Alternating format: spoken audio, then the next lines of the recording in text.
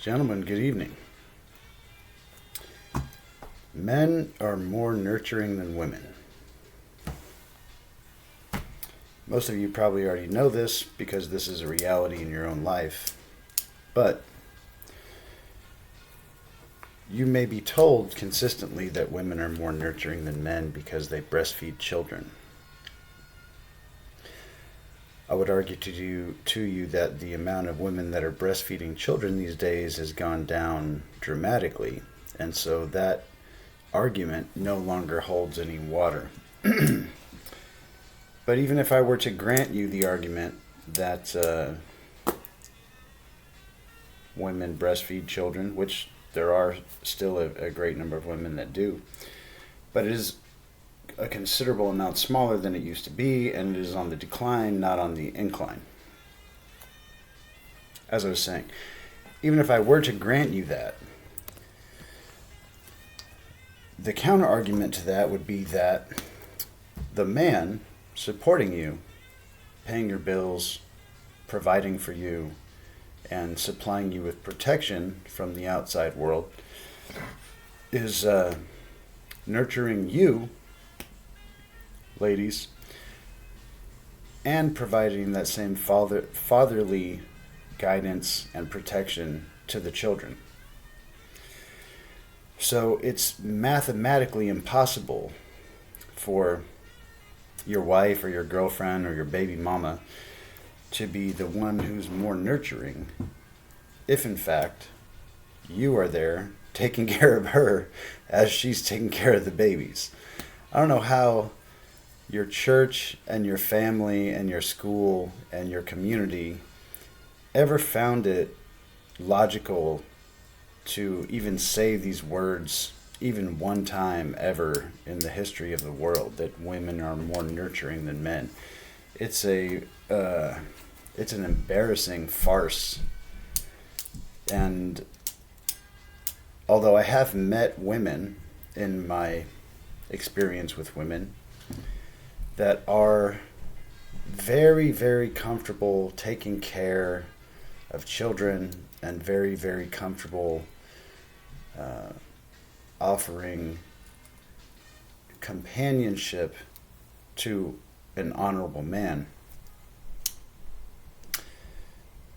I cannot justify describing women as more nurturing than men.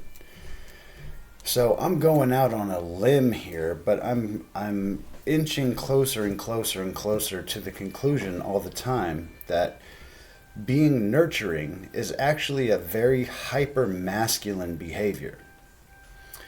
And there's people on the internet that have said the phrase, your woman is going to want to be with a man who can go out into the world and slit throats and come home and hold babies all in the same day. And fellas, I have found that to be absolutely true.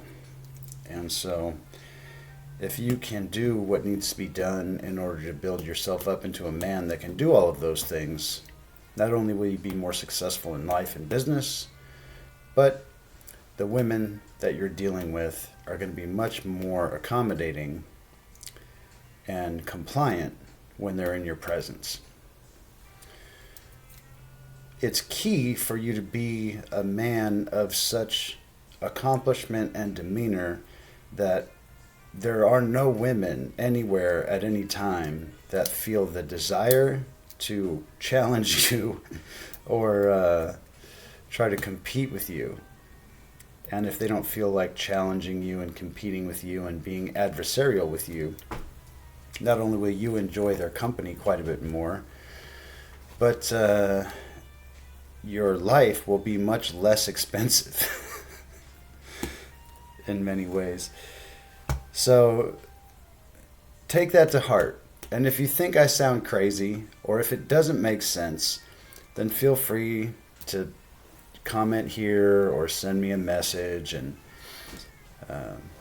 provide me with your counter argument. And I'd be happy to discuss that with any of you. Women, you're invited. Men, you're invited as well.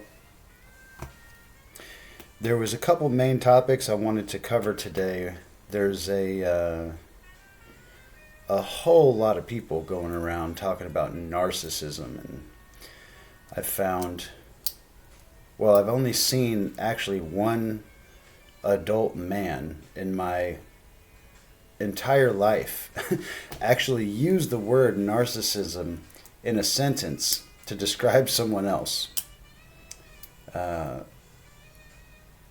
But I have seen an increasing and astounding number of women who apparently have absolutely no idea what they're talking about, using the word narcissist to describe their ex-boyfriends who they just dumped. And I think it's clear that you and I both know that's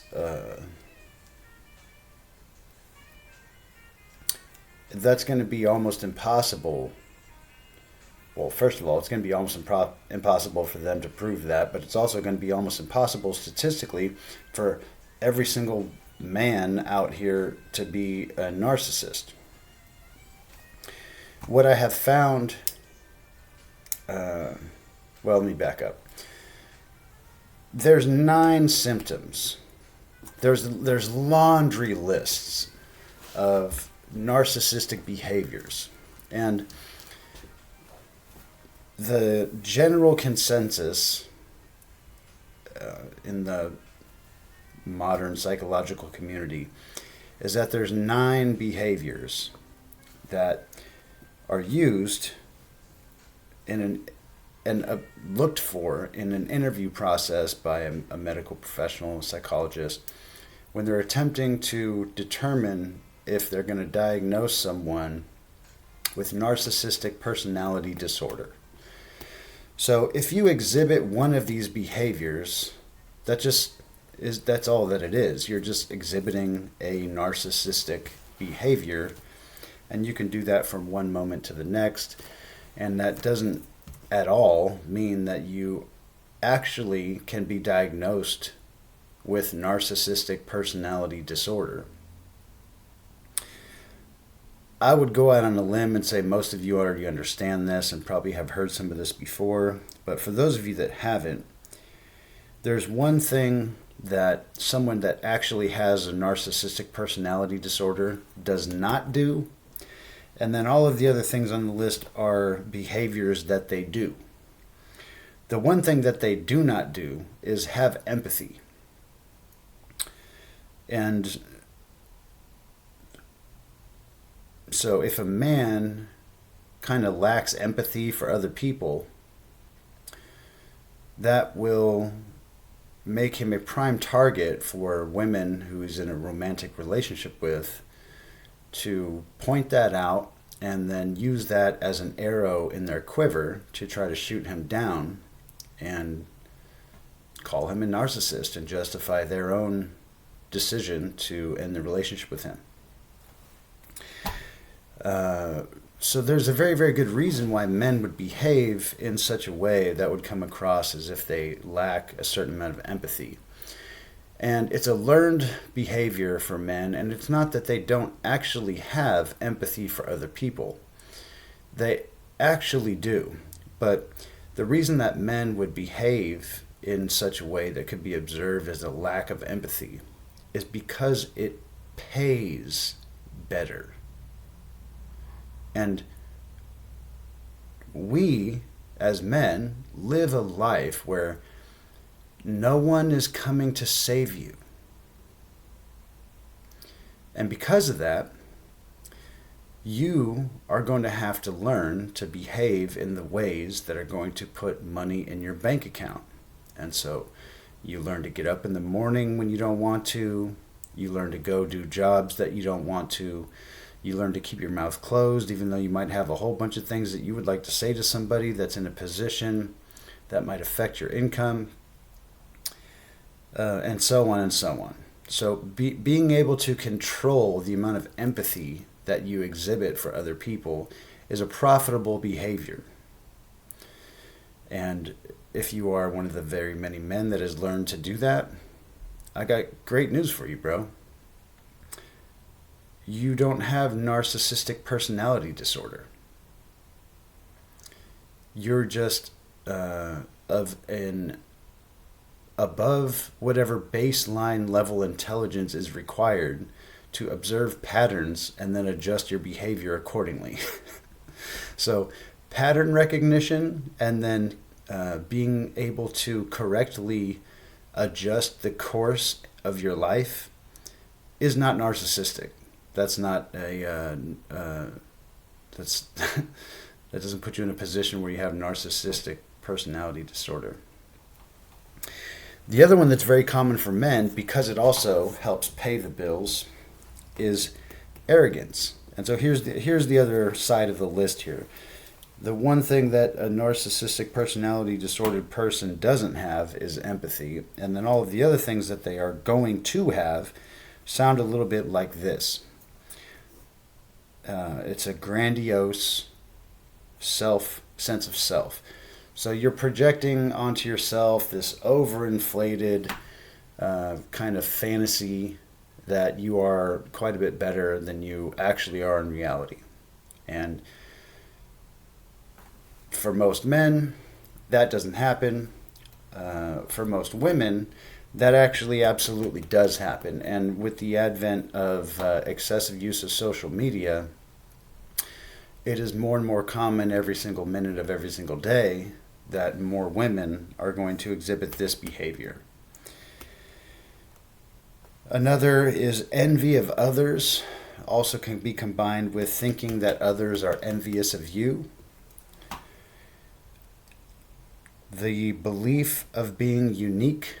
So like if you think you're special, if you're a special boy, if you're a special girl, your parents told you how special you are. I got good news. You ain't special. At all. All right?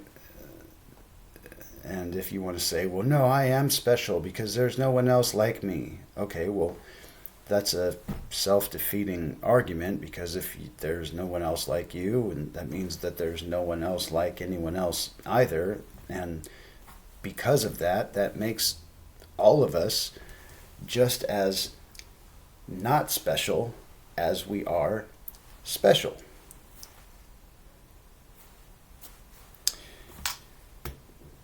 Excessive need for admiration. I think that goes without saying. What happens when you have these women looking at social media and getting validation and attention through their phone that doesn't actually exist in real life? It creates kind of a snowball effect, and it's a downward spiral. And I have a theory that it should be measurable according to the Fibonacci sequence. And there's a mathematical way to map that out on a piece of paper and make a spiraling shape. And I'm of the opinion, and I haven't been able to perform the necessary research to confirm this, but I am of the opinion, well, I have a hunch at the moment that you may be able to track a woman's social media interactions and then cross-reference that with the increase in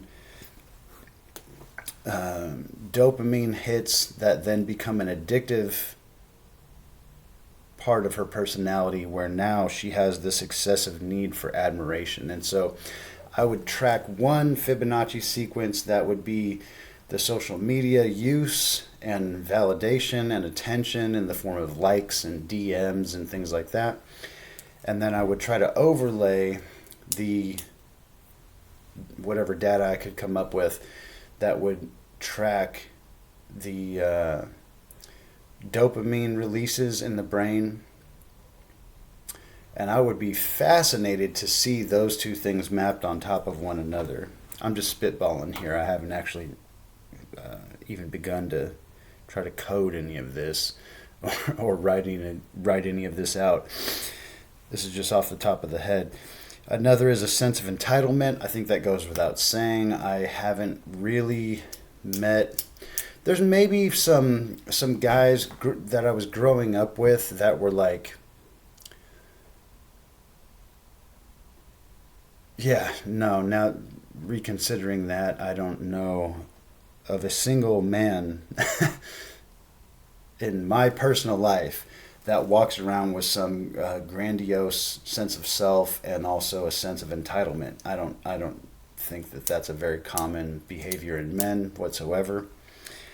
Uh, what I have found to be true is the exact opposite of that. I find that there's more men that have been uh, mentally and emotionally abused by their parents in childhood and physically abused at the very beginning of their birth, so that they go through life with a unnecessary sense of um, imposter syndrome.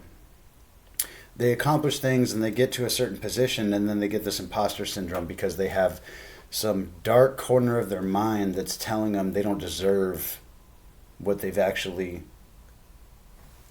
achieved, because they've performed all the required work in order to achieve, whatever position that they have. And another is exploitativeness. So if someone's going to exploit you for their own benefit. And the behaviors that go along with that mostly come down to deception.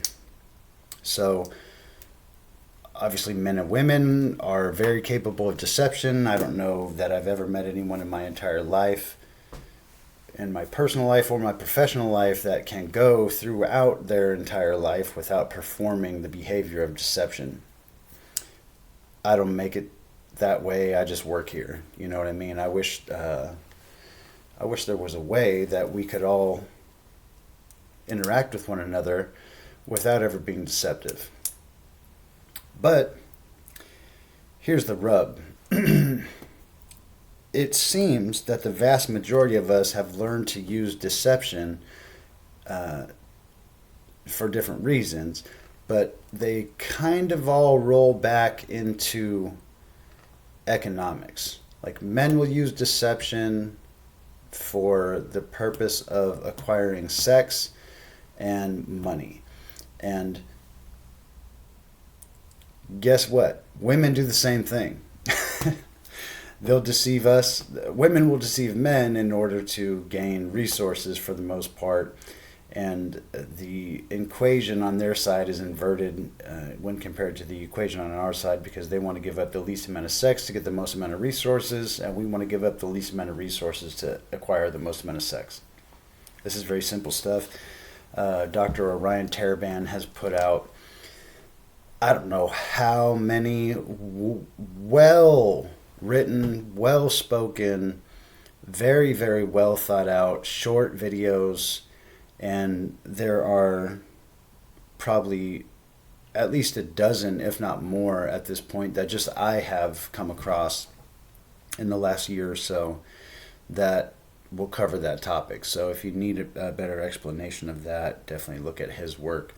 His channel is on YouTube. It's called Psych Hacks. Kind of like life hacks, but psychology.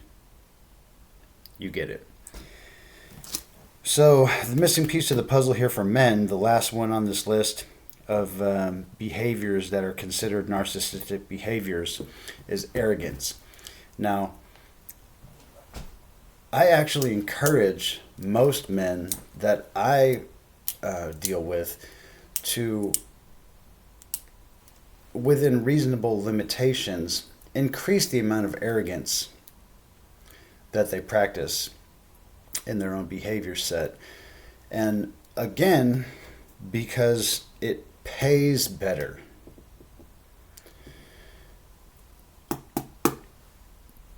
I don't make the rules. I just work here. So if you are incapable of performing the behavior of being arrogant, then it's very interesting how other people don't trust you because it comes off many times like you don't trust yourself. So you don't. It's kind of like it can be a very poisonous thing if you do too much of it, but it can also be a very debilitating thing if you don't perform any of your work related or interpersonal dynamic related behaviors with a little bit of spice of arrogance mixed into it. So for guys, the vast majority of the time, you're going to find that they will perform the behavior of acting arrogant, and they will perform the behavior of showing a very small amount of empathy because it pays. And they're not born this way. You have to learn these things. And so if you're smart enough to build up a system, your decision-making process is able to identify profits and losses, then you will incorporate a lack of empathy into your personality, and you will incorporate a significant amount of arrogance into your personality. And that is because if you don't, your entire existence is going to be less profitable. So I give you a list of 9 behaviors here. Well, 8. There's standard is 9. There's lists of 15 and whatever, but they all kind of boil into this. Normally they put exploitativeness on there twice. It's mostly women that write these things. So they're, how should we say this? They're a little convoluted and redundant, and they'll put unnecessary lines and words in, much like when you have much like when you're having a conversation with most women. It's very difficult for them to be concise and get to the point and make a statement without adding in entire paragraphs of unnecessary information. In professional circles, this is known as she-laborating. Do what you will with that information. So the second piece of writing that I want, and this comes from, if you want to check this comes from the website that I just wrote all these notes from, is Duke Health, dukehealth.org. There's, as one of the shortest that I could come across, kind of one-page synopsis of 9 signs of narcissistic personality disorder, written by a woman named Larissa Biggers, December 15th, 2022. And good job to Larissa Biggers, because all of the other ones are much, much longer and much, much more kind of unnecessary in terms of the excessive amount of very unuseful information that they publish instead of just getting to the point. Okay. So I guess this is going to be the third piece of information for this video, and that is there's a woman named Michelle Langley who published 2 books, one in 2005 and one in 2008, and she was publishing books on the topic of women's infidelity. And these are excellent books, and I'll give you the short and sweet book report here. If you read these 2 books and put them together, you'll find that she actually gave a very, very useful treasure trove of information. And she was able to interview 200 married couples where the woman was cheating on the man. And so it's a cuckolded husband and a woman that's practicing infidelity. And she determined back then that there was several stages to this, and she has done a very good job of going through the details of how this works and giving her opinions on what's fixable and what's not, and then why women will do this and why the men won't leave them for the most part. Only a very small percentage will actually initiate a divorce.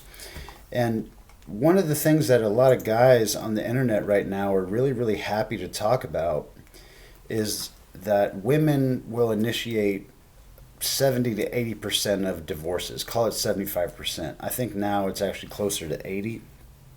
So I'm pretty comfortable saying 80%. But even back in 2005, when she was doing this work or publishing this work, Michelle Langley was acknowledging that women initiate 75% of divorces. So now, at the time of this video recording, it's 2025. It's February of 2025. And my guys on the internet, this is nothing new. Okay, this was 20 years ago. Okay? As soon as they made it legal for people to just blanketly get no-fault divorces and this and that and the other, you have to be realistic and look at this data and realize that these women hate you, bro. I'm sorry to tell you this. If you're married, the chances that your wife actually likes you are almost non-existent, okay?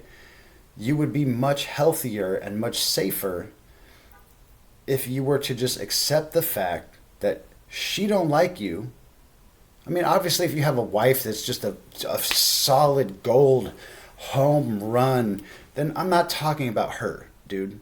There's I mean, how many? Probably 400 million people in America now. And over half of those are women. So I'm not trying to describe 200 million plus women all in one blanket statement. What I am describing is the vast majority of those women. The vast majority. And the significant majority of those that are actually married now, which is continuously cascading, falling down number. So of the small number of women that are actually married, most of them hate your guts, for you guys that are in the position of the husband.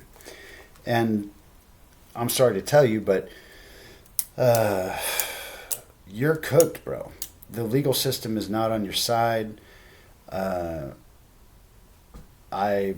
hope and pray that everyone out there could get married and have a wholesome, very strong family with an abundance of children, and have healthy, happy marriages that never end because you guys just die and never get divorced in old age, So I don't say this because I'm wishing for negative things to be happening to people. I'm just making observations and relaying some conclusions along with some explanations. And some of this comes from my own personal experience. Much of it comes from my observations made about others, in addition to looking into some research that other people have published before I ever came along to start talking about this stuff. So Michelle Langley, even in 2005, was well aware that 75% of divorces are initiated by women. And the most significant factor that you can use to determine whether or not this is in your future is if your wife is still trying to have sex with you or not. And if she is not, then the chances that you're getting divorced are about 100%, okay? And she will first, before she initiates the divorce on her own, because that would that would mean she's kind of giving up some of the high ground. She wants you to leave her. So she's just as likely to cheat on you and stay with you and extract resources from you while continuing to cheat on you. And then treating you in such a way that she's trying to elicit a reaction that is a significant enough reaction from you that she can now play the victim and divorce you, but try to convince herself emotionally that you did it, not her. And it's very disgusting. It's absolutely evil behavior, but it's very common. And this is because virtually all of these women are programmed with the same software. And if you can begin to look at them like software programs instead of human beings, it's going to be easier for you to understand this and internalize it and then move forward with the necessary steps to protect yourself. And that doesn't mean that you want to treat women like they're not humans. That's not going to work either. But you need to be able to kind of detach from some of this in order to make sense of it. So if you're going through this shit, I'm sorry to hear that. But if you can detach a little bit from it so that you're not being emotional when trying to make sense of what's going on, then you'll be able to understand it a lot more. There's good news and bad news, and it's exactly the same news, and that is she isn't different.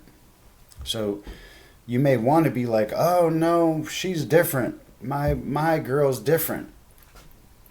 And depending on how you look at it, fortunately or unfortunately, she's not different. She is subject to these same patterns of behavior that all these other women are. This is very common. It is not difficult to understand or difficult to deal with. Once you see it, you can't unsee it. Excuse me. So, let me give you the quick and dirty book report here. I'll try to blow through this as quickly as possible. Where are we? Okay. Stage 1, wives lose attraction for their husbands. Stage 2, they develop interest in other men. Stage 3, they're participating in extramarital affairs while the husbands are going to sometimes become aware of this and then hope that there's a stage 4, which they theorize would be their wife coming back around, circling the wagons, and then regaining sexual attraction for them. And I have bad news, gentlemen. Stage 4 doesn't exist. Once you have got to stage 3, which is the cheating stage, that is a wrap.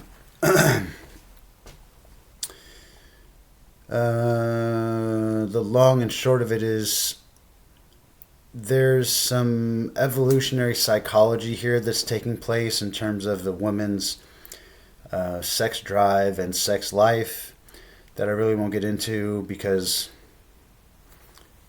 I mean, look into it yourself. It's pretty simple.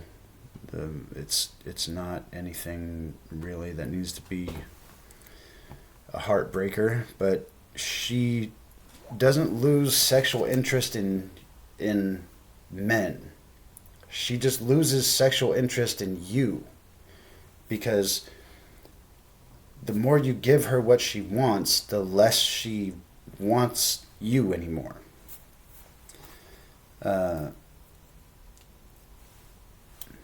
So this is why you don't want to get married. You don't want to do that. And if you do, for whatever reason, I would highly encourage you to reconsider. And if you want to make some type of religious argument to me, I would argue back to you that you are not living in the time or the circumstances that make that appropriate. And if you're going to make some type of Christian religious argument to me, I would argue back to you that you may want to reread what you think you know about what your religion is telling you about marriage, because I have yet to discuss this with one single man that actually has any real handle on the history of these arrangements and how much different they are now than they were in the past. So yeah, there's significant evidence that shows that women are interested in sexual variety just like men are. And in order to overcome that, it's very important that you do not take the steps that appear to be so damaging to what your end goal is. If you want to have a healthy relationship with a woman, then it's very important for you not to give her the commitment and that she says she wants, because she doesn't actually want that. They don't actually know what they want. For the most part, they want the exact opposite of what they say they want. And so you would be better off to attempt to maintain a long-term relationship with a woman without allowing her to live in your home or become your wife. And if you can accomplish those two things, then bravo, sir. You will probably be able to keep that woman around forever. So when she's cheating on you, the vast majority of the time, when she comes to a decision point where she has to choose you or the guy she's cheating with, the most of the time she's going to choose the guy that she's cheating with. She's not going to choose you. This is all in Michelle Langley's books. I would really encourage you to look them up and do a little reading into these topics. This stuff is all well known now. It's well documented. It's not any kind of secret. This all lines up with the published OkCupid data and all the well documented monkey branching and all of those things. Everything, all the buzzwords that you hear when guys are kind of burnt and talking about, you know, what modern women are doing and why it's so bad. It's all, this isn't new. None of it. Not a single thing. What you may think still is that women don't want sexual variety, but they do. The reason that I want to kind of point this out is because there's a couple significant things here that I see a lot of guys talking about on the internet that just happen to be wrong. They'll have a whole list of stuff that they've got figured out about what's going on with this intersexual dynamic, and then there'll be a couple things that are actually the opposite of what they think. And so I find that they still have, I mean, I've been guilty of it too, where you want to give women the benefit of the doubt because you've been programmed to do that. We live in a gynocentric community, a gynocentric society. Our government, our for the most part, the vast majority of all the places that I've been all over the world have these same beliefs. And they're 100% wrong. So if you think women don't want sexual variety, I would say you're tripping, because the chances are she's had more sex with more people than you have, say by the age 21. And women can have different, I won't even get into the sexual part of it. That's something, if you want to go down that road and kind of look into the different kind of sexual experiences that women are into, it gets considerably darker than what I'm prepared to discuss here at the moment. Let me scroll here a minute. I think we can probably wrap this up.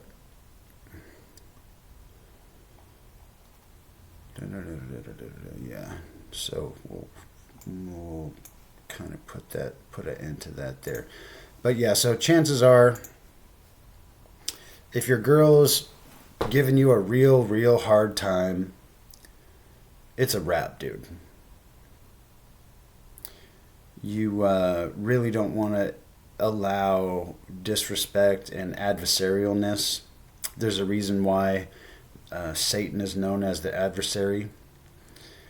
And so don't get caught staying in these long-term relationships with a woman who's a chaos demon or an energy vampire or whatever you want to call it. But if you find that she's become very disrespectful and very adversarial, then that's perfectly fine. It's not in your best interest to try to fix that. For the most part, there is no fixing that. She's it's insulting you on so many levels that it would take quite a bit of time to go through all the different levels there. So just know that she's made her mind up. She has weighed you. She has measured you. And she has made her decision about what you are and what position you hold. And she's holding you in contempt, which means she sees you as below her. And if that is the case, then the most appropriate solution to that is to remove yourself from that situation. And if you have children, I hate to admit this to you, but it's already too late. So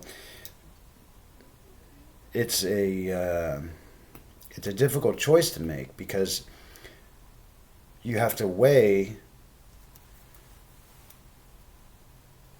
do you want to have your children raised up seeing their father cucked and disrespected, or do you want to arrange the pieces on the chessboard in such a way that your children's mother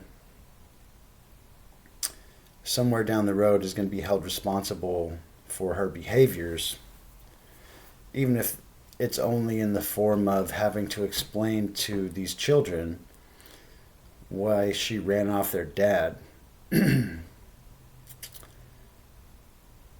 I can't tell you what to do in that situation, other than I have come to the conclusion that it is worse for the children to be raised by a woman who is burning their father to the ground every day in front of them. So that's my 2 cents on that. So don't worry if you are being called a narcissist by a chick. For the vast majority of you are not narcissists. You may have a little bit of lack of empathy. You may have a little bit of arrogance. That's perfectly fine. Run with it. Double down on it. Go for it. It's going to help you, not hurt you for the most part. But just like anything else, too much of those things is going to be self-destructive. So don't just hit the gas pedal all day, every day with those behaviors. But definitely know that the men are more nurturing than women. The chances that you're a narcissist are like, it's so, the chances of that are so small that it's not really worth discussing very much more going forward here. But there are a list of very well-documented behaviors that someone with narcissistic personality disorder will display. And if you have 5 of those that you constantly practice all the time with your interactions with people, then you can be diagnosed as a narcissist. What you may find is, if you become familiar with these things and start to look for them, the same woman who will cheat on you and then treat you like shit in order to try to elicit a overreaction from you so that then she can play the victim, is the same woman who is going to be displaying probably 5 or more of these behaviors. So watch out for that. And women have been initiating 75% of the divorces ever since you could get divorced. So this ain't nothing new, fellas. There's nothing new under the sun, as a wise man once said. So that is it for this evening. I hope you guys have a great day, great night, great morning, wherever you're at, anywhere in the world watching these videos. If you need to get a hold of me for whatever reason, feel free, comment, send me a DM. I'll be happy to discuss any of this stuff with you. Like the video, subscribe. There's more coming your way. Have a great day.